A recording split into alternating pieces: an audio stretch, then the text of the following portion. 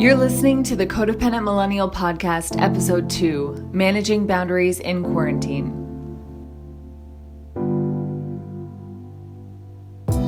So initially, the next 7 episodes of this podcast were supposed to be me walking you through my 7-day guide to moving beyond codependency, and we will absolutely get to that. But first, I want to share with you a series of video trainings I created around living your best codependency-free life in quarantine. This is something we're all going through right now. We're all experiencing life in new ways. We're all being presented with challenges in new forms. We're being given new opportunities to learn about ourselves and to grow. And so that's what the next 7 episodes are going to be all about. To sign up for these trainings on living your best codependency-free life in quarantine and to receive the corresponding worksheets and written guidance, just visit codependentmillennial.com/codependency-free quarantine to sign up. Now let's get started. Hi, welcome back to How to Live Your Best Codependency-Free Life in Quarantine. My name's Sophie. I am the codependency coach for millennial women, and today I want to talk to you about managing and maintaining your boundaries even during quarantine. So I received a lot of questions about this issue from clients, and I want to remind everyone watching this right now that a boundary is something for you, not against someone else. So when you put a boundary in place, you are creating structure for yourself that creates safety that no one else is responsible for. So you're not trying to control other people. You're simply, like I said, setting up that structure for yourself to feel safe in any interaction.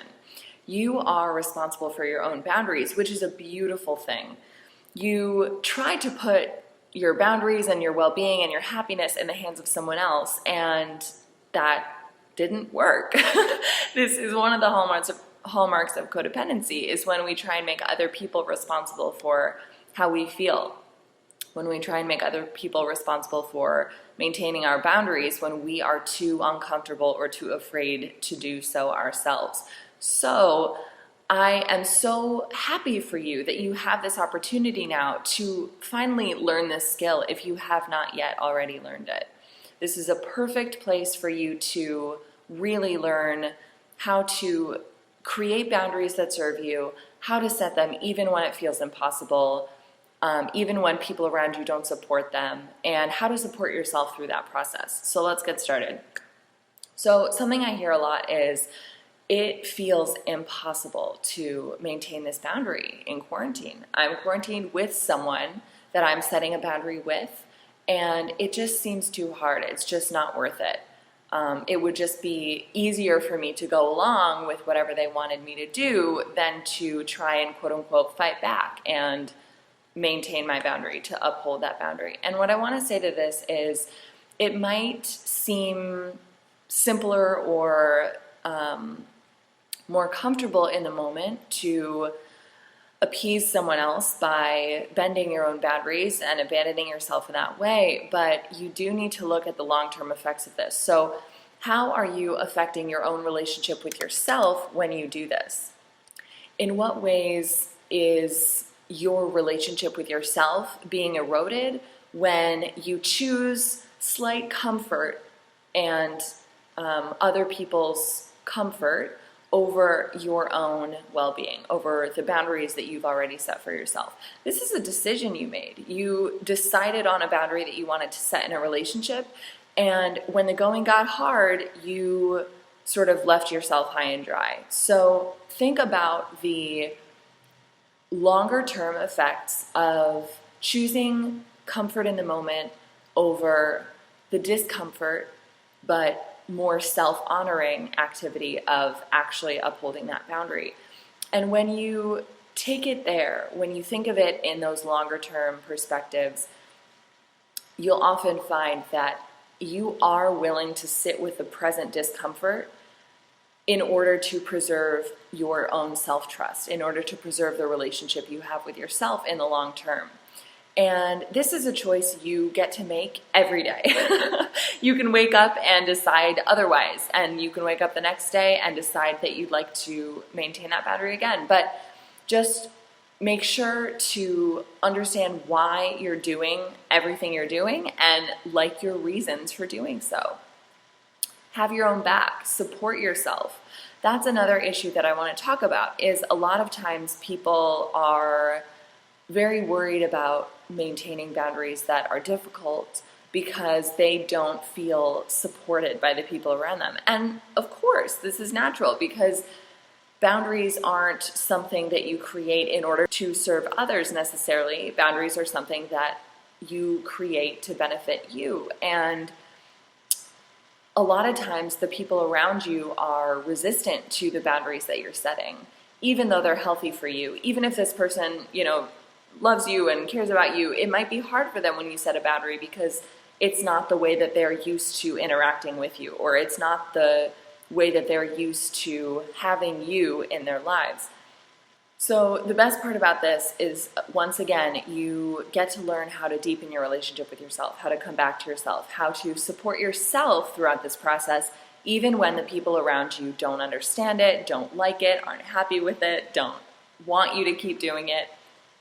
So sometimes when we feel called to bend a boundary, it's because we're wanting to get the approval from someone else that we aren't giving to ourselves. So if you feel yourself wanting to soften a boundary, it might be because you actually have grown to a point where you don't need to hold that boundary as tightly. It might be because you are feeling a lack of connection in one area of your life and you know that you're safe enough to open up that boundary and to let that connection in. That's all well and good. But if you're wanting to soften a boundary because you don't know how to give that comfort and validation to yourself, so you think you need it from other people, that's when you want to reassess. That's when you want to say, oh my gosh, okay, I'm looking for this person to fill a space in my life that I'm not adequately filling. That's not their job. In fact, it's mine. How can I show up for myself in this way that I'm hoping they'll show up for me instead?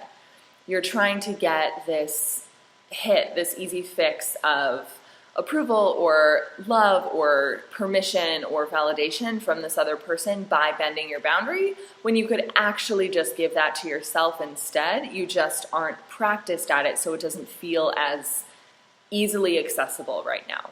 But I promise you, this is the perfect time to start practicing that. This is the perfect time to start really learning how you need to show up for yourself instead of relying on others to show up for you in that way. Another thing I hear a lot of clients asking about is the fear of setting a boundary. They say, well, I'm afraid. I'm scared to set this boundary. I'm scared to maintain this boundary when I have to see this person in quarantine 24/7. And I want to tell you here that your fear will thrive in vagueness and generality. And with specificity around what it is that you're afraid of, the fear will dissipate. So shine some light on that fear.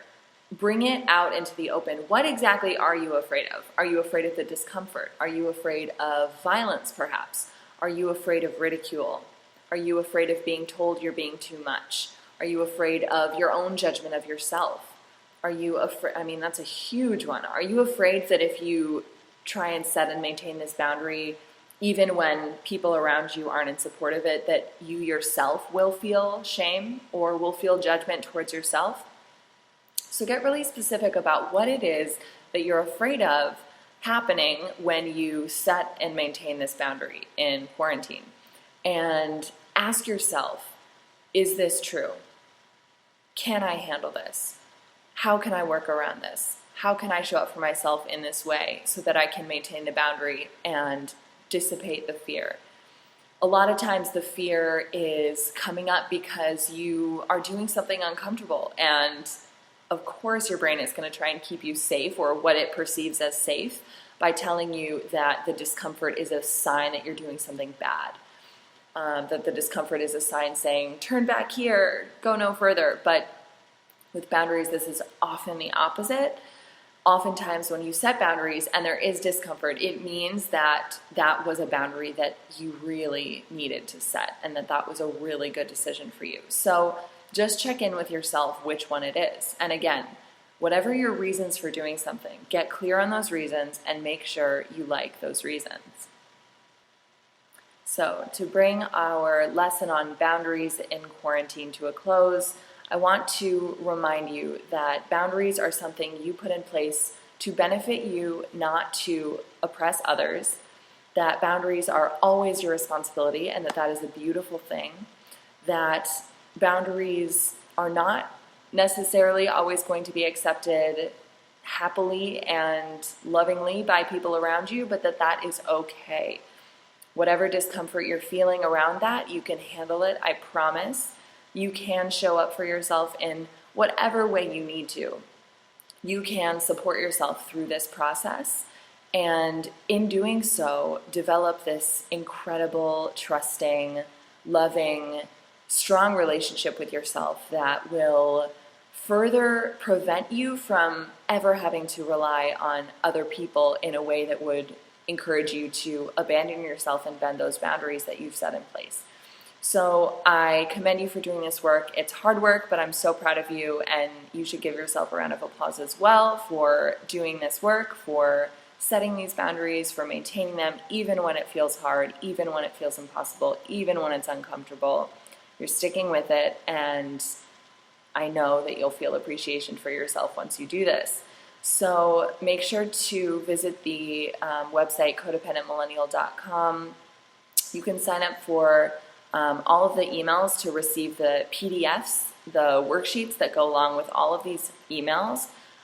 They have tons of reflective questions for you to assess yourself throughout this entire process, how to really live a truly thriving codependency-free life in quarantine. And that's all for today. Thank you so much for tuning in. Email me anytime at sophie@codependentmillennial.com. That's SOPHIE@codependentmillennial.com with any questions you have, or to schedule a free one-on-one session with me. We can discuss any boundary issues you may be working through in quarantine and create a plan for you to move forward with confidence and strength. Tomorrow, we'll dive into lesson 2 of the guide to living your best codependency-free life in quarantine, and we'll talk about how to control your time, focus, and schedule in quarantine. Until then, have an amazing day.